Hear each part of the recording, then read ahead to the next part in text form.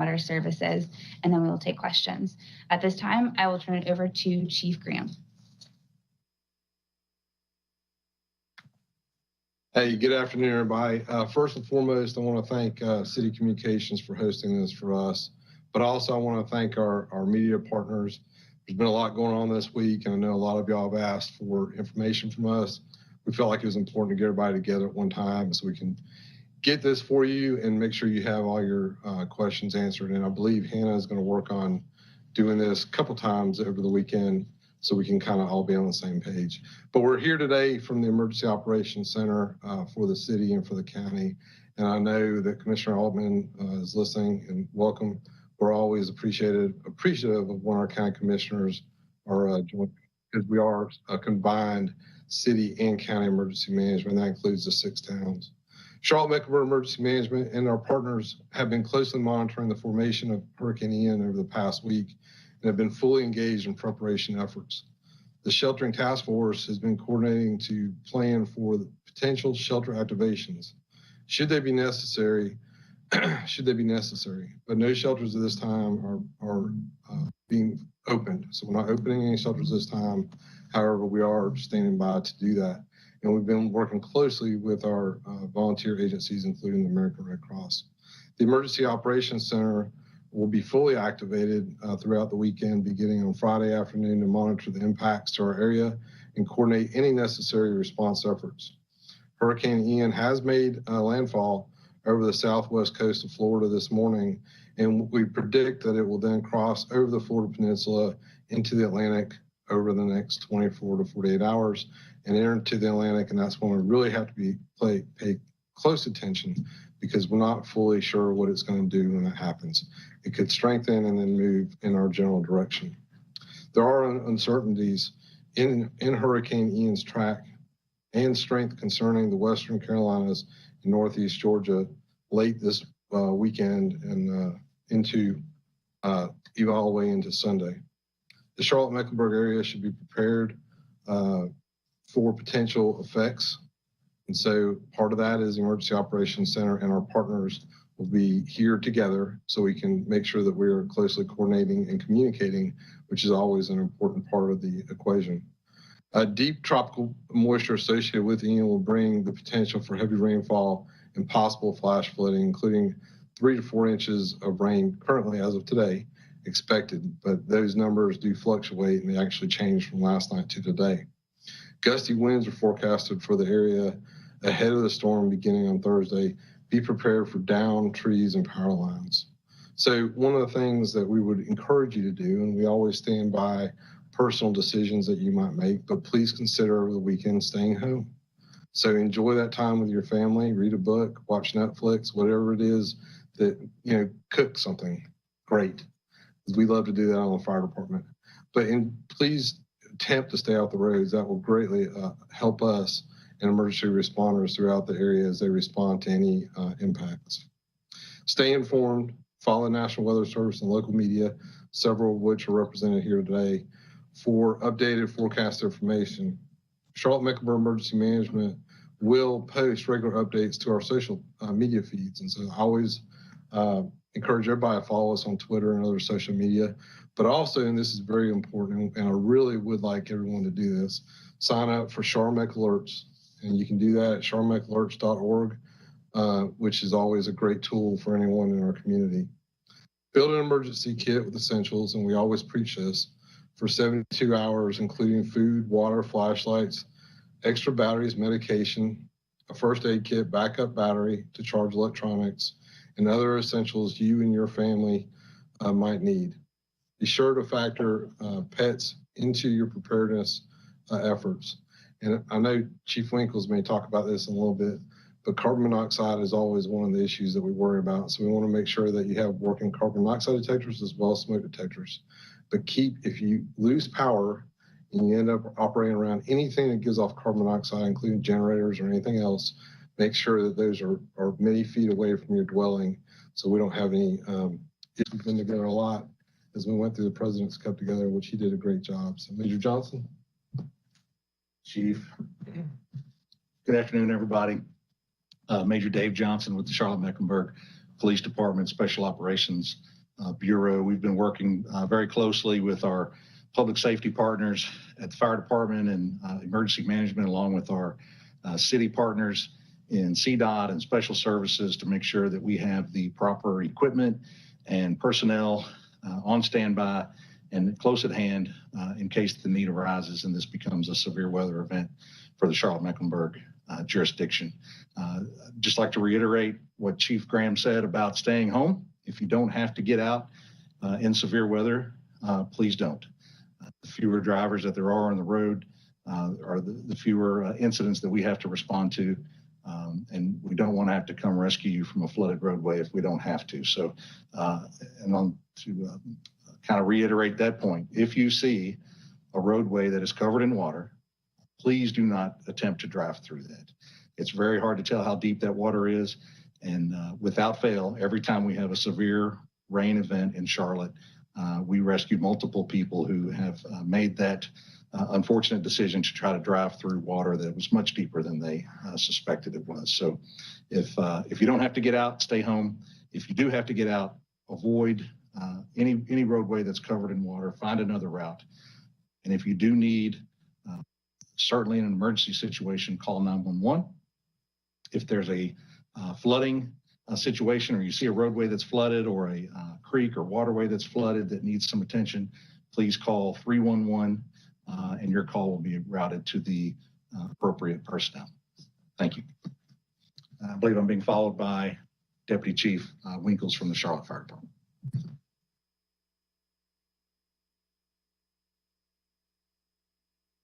Good afternoon, everybody. Deputy Chief Jerry Winkles with Charlotte Fire Department. Again, just to reiterate, Charlotte Fire Department has been preparing for the Hurricane Ian over the next couple of days. We'll be doing our daily activities and maintaining any kind of support that's needed with the emergency management. And in addition to that, we're asking that all Charlotte area residents, like Chief Graham stated, get prepared for the next couple of days. Some of the things that you can do in order to assist us is securing any items that are in the yard, and be prepared to go without power for 24 to 48 hours. And that includes getting batteries for flashlights, go ahead and charging your cell phones, and in addition, download any weather apps so that you can maintain a vigilant watch over the next couple of days. We ask that you contact 911 for emergencies only, and that if you have any needs for city services, please contact 311 for those. We also ask that you check on any elderly or any of your neighbors, and then obviously call for help if you need to, and then please bring your pets in. In addition to getting prepared, please make sure that if you have any items that you need from the store or any prescription meds, that you go ahead and have those filled as well in order to be ready for the next couple of days to be at home. And we do ask that you stay at home unless it's an emergency. Our next speaker is going to be John Wendell from Charlotte-Mecklenburg Stormwater Services.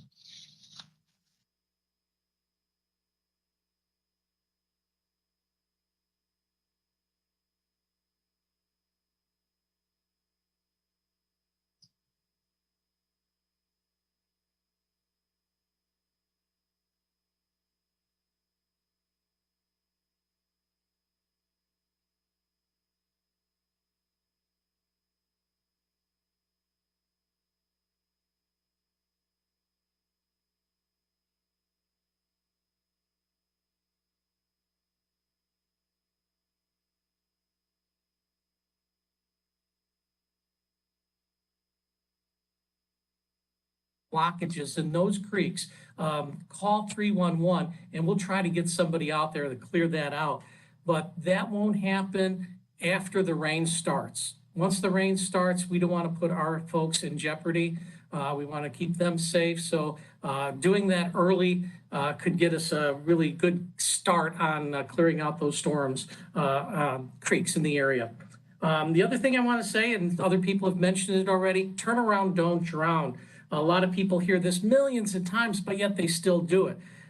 More people have died in their cars from flooding than outside of their cars. So it shows you that people have either gone around barriers or they thought they could go through the water. So again, turn around, don't drown. A lot of people just hear about it, but they don't practice it. And we really do want to push that idea.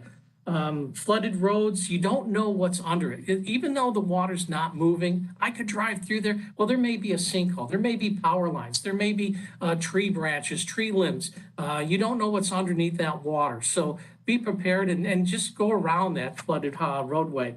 The other thing is moving water. 6 inches of moving water could knock a person over. A foot of moving water could move a car. So just be prepared and think about things that you should be doing and turn around, don't drown. I know we say it a million times, but it really does work. So I'm going to toss it back to Hannah and see if we have any questions.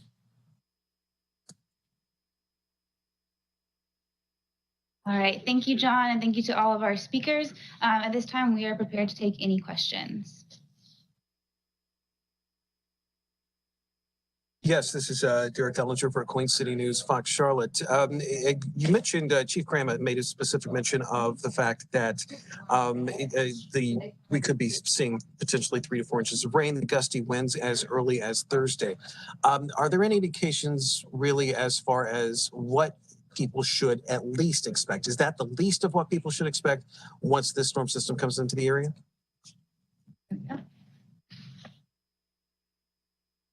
Hey, Derek. So I'll be honest with you, it changes every couple hours. And so we know, and I'll let John Wendell maybe speak to it because he is a trained meteorologist for those that don't know. But we are expecting to get something. But John, do you have anything on that for us? Well, the thing I would like to say is that majority of the rain is probably going to happen on a Friday night into Saturday morning. And flooding is going to depend on how hard and how fast that rain falls. If you get 3-4 inches of rain over a 48-hour period, I think we're in pretty good shape. But if you get that over a 3-hour period, then we may have some problems. So I think it's more of a Friday night into Saturday morning event.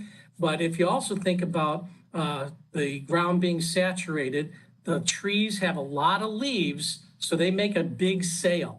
And so there could be quite a few trees down. Even if you only get like a 30-mile-an-hour wind, that could cause some problems. So I think those two things, the flood risk and then the trees down, will be the biggest issues around here.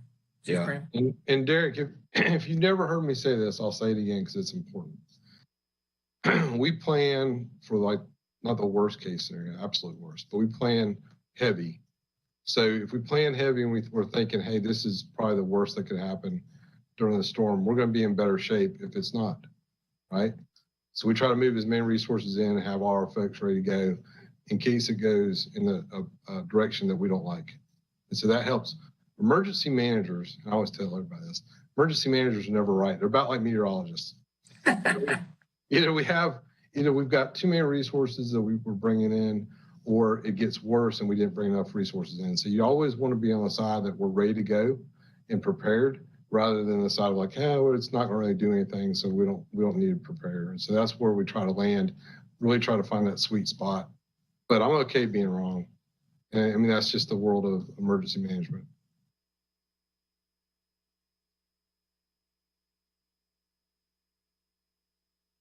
We got a next question. Do we have any more questions, Lawrence? I'm not seeing any additional hands raised at this time. Looks like we have Courtney Davis from Spectrum. Hello, this is Courtney Davis with Spectrum News. Because this storm is in Florida, I know you were just talking about that preparedness. There is a long track until it's going to hit here in North Carolina. But why is it so important if people are looking at this right now thinking that it's going to kind of dissipate by the time it gets to us? I mean, how serious could it still get once it hits Charlotte? We don't know the answer to that. We know it after it's over. After it's over, we can go back and say, hey, this is what happened. Hugo, and John, you can speak to this. I've got a picture of the satellite image in the other room of Hurricane Hugo. And I personally, during Hurricane Ivan, right after Francis, if you remember that a few years ago, and I always tell this story too because it's a good one. But my neighbor was killed. And they were calling for 50-mile-an-hour winds where my family lives in Henderson County. And we ended up with 100-mile-an-hour winds. And so that's what I mean, Mike. You've always got to be prepared for what it could do, not necessarily and hope for the best. And if you do that, you're going to be on the right side, I feel, that we'll be better off. But we are keeping a close eye on this, as we encourage all of our folks out there to do.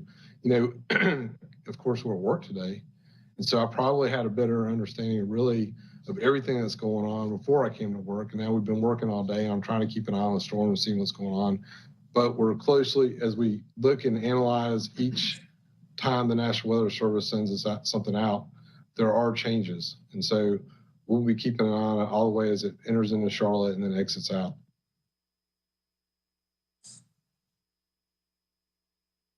Chief Graham, can you hear me? John Wendell? Go ahead, John. Yeah, I want to mention one other thing is the type of flooding that Mecklenburg County will see is more of a flash flooding. Our creeks all originate here in the county. So when it rains, yes, the creeks fill up real quick. But when it stops raining, they usually drain fairly quickly. Now on the Catawba River, that gets most of this rain from the mountains and foothills, it may take another day or two before that water comes down. So even though, say, Sunday morning, we wake up and most of the rain is gone, well, we still have to be concerned about flooding along the Catawba River, maybe for another day or two after that, just because where they're getting their water from. Yeah, and that's exactly right. And we work very closely with Duke Energy, but we do use the Duke Energy app, and we're talking to them all the time. But on the Catawba River chain, you are absolutely right. It's not today, and it's not even what happened in Charlotte or Mecklenburg County. It's what's occurring in McDowell County in those areas as it works its way down the chain. And so we'll be closely monitoring that.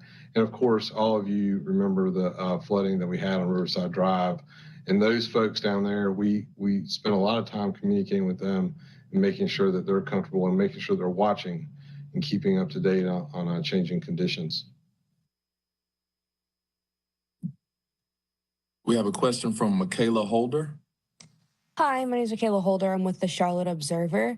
And I was just calling and wanted to know if you guys had been in touch with any of the big power managements in Charlotte to sort of figure out what's going to happen if a lot of power goes out, especially if there is a horrible amount of flooding and they're not able to get out. What should people do? What shouldn't people do if that becomes the case? Well, number one, and we've said this a couple of times, please stay home. So if you stay home, that alleviates a lot of the issues we have. Number two, stay away from down power lines. Make sure you're contacting Duke Energy, or it's 1-800-POWER-ON, I believe is the number. And then we do work with Duke Energy, and we have them on speed dial, and we have folks that we talk to throughout the storm, then after the storm, and help them to identify areas that are, critical. So we call critical infrastructure sites.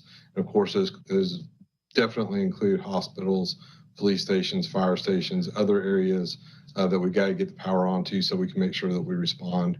But the power will get back on, and we will get through this storm. And hopefully next week we're enjoying some beautiful, fabulous fall weather, and all this is a memory to us. Chief Graham, John Wendell again. I got a message saying that the first part of my little talk there, you guys couldn't hear me. And one thing I want to mention one more time is that the folks could help out, the residents could help out by clearing out those storm drains. Very important, but also do it safely. Do it from the curbside, maybe take a rake and get out there and move out some of any leaves, because leaves are starting to fall. There's a lot of leaves on the trees. With the wind, more leaves will start to come down. So clearing out those storm drains, very, very important. That's right. Thank you, John. And I always say this, we deeply appreciate our Louisa folks and our stormwater folks. We work with them on a very regular basis. In fact, the group of engineers was in here just today talking about hazard mitigation, which is a much longer conversation. But we're always working to try to mitigate issues here in Mecklenburg County. We have another question from Derek Dillinger, Queen City News. Yes, it's worth noting here that we have a bunch of people arriving in Charlotte pretty much each and every day, people that are moving here that might not necessarily be familiar with the problem areas, specifically in Charlotte and Mecklenburg County. Are there any specific areas that people should be worried about specifically? And they will hear it better from an official than they will from me. So are there any specific areas that you guys will be looking out for, be keeping an eye on? Well, I have an opinion on that, but I'm going to let John speak to that because he comes from stormwater. So, John? There's a couple of areas that really stand out. One area that is usually the first place to see some flooding going over a road top would be Addison Drive at McMullen. The road top is probably only 5 feet above where the creek is now, and then you throw some water on top of that. That's usually one of the first spots.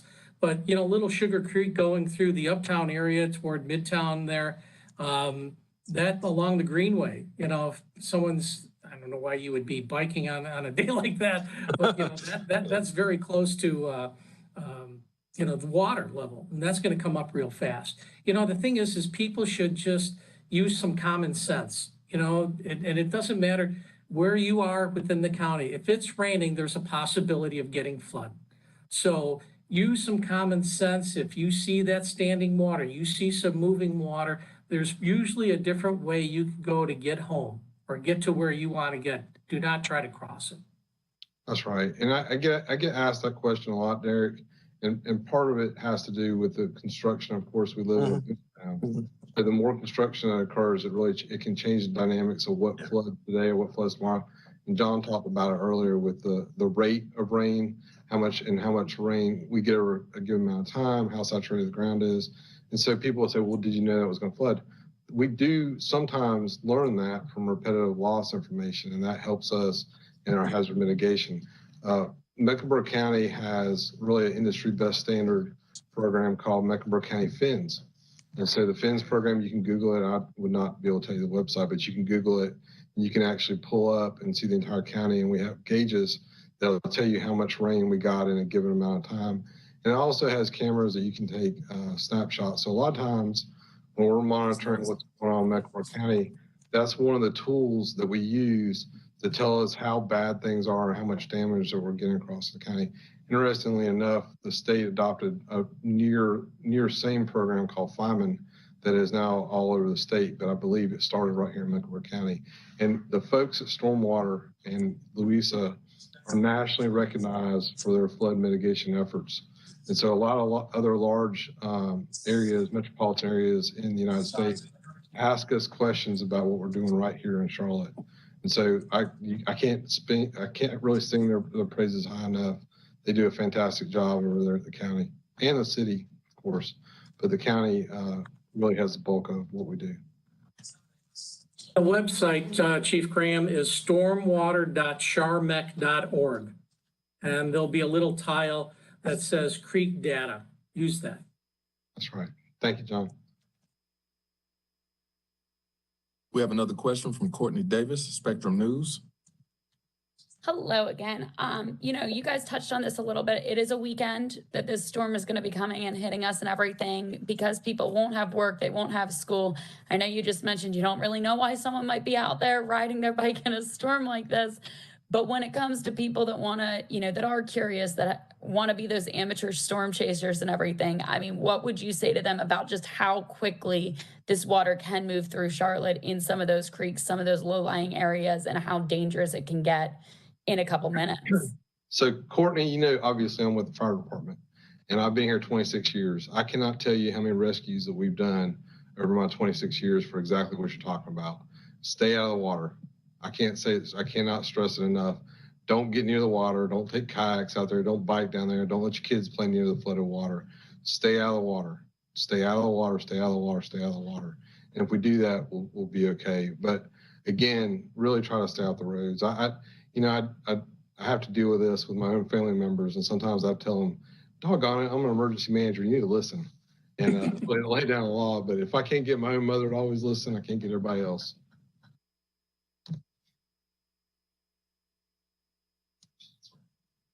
We don't have any further questions in the chat. So at this time, if any of our media partners would like to request a clean copy of this recording, please send an email to lawrence.corley@charlottenc.gov.